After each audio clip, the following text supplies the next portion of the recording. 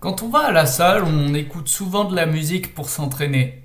Et la musique, ça aide énormément à l'effort physique. Donc voici les preuves scientifiques avec les sources à l'écran.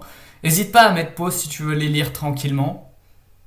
Du coup, pour moi, ce qui est le plus efficace, c'est d'écouter de la musique énervée et vraiment agressive.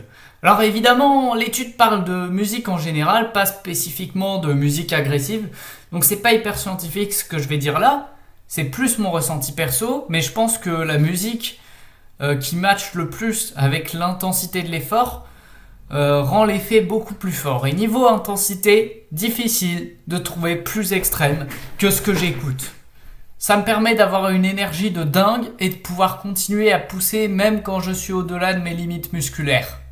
En gros, j'écoute pas de la musique juste pour me divertir quand je vais à la salle, mais surtout pour me donner un max de puissance. L'autre fois encore, je faisais du dos sur la machine de rowing. Je suis monté à 25 kilos de chaque côté, tout ça en écoutant la musique d'un seul et même jeu vidéo, Doom. There is only one dominant life form in this universe, and it carries a steel-barreled sword of vengeance. All hail the coming of the Destroyer.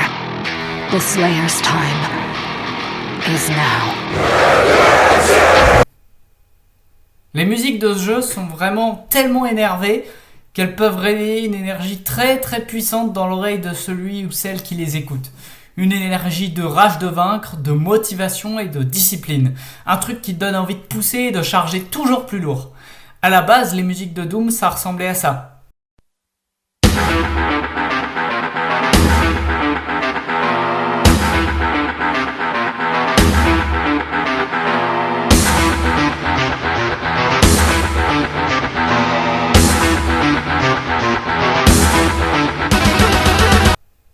Avec Bobby Prince, qui est d'ailleurs malheureusement décédé, donc paix à son âme.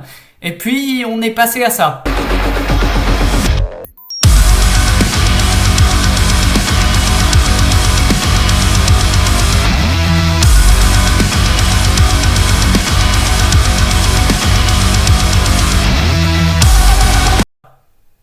Avec Mick Gordon. Mick Gordon, c'est un compositeur vraiment passionné et très très malin dans ses compositions pour Doom. Son but, c'était de créer les musiques les plus agressives pour coller à l'ambiance et à la DA du jeu, cauchemar pour les démons. Donc au lieu d'utiliser une simple guitare électrique, il a décidé de mixer des bruits de tronçonneuse, oui, ça peut paraître fou, mais il l'a vraiment fait, avec des notes de guitare électrique. Et c'est vraiment ça que je kiffe dans ces musiques. C'est que c'est tellement, je sais pas si ça se dit, mais viscéralement agressif que ça en devient super motivant et super énergisant. Donc si toi aussi t'as besoin de reprendre le contrôle sur ta dernière rep, tu sais maintenant quoi mettre dans tes oreilles. Godspeed.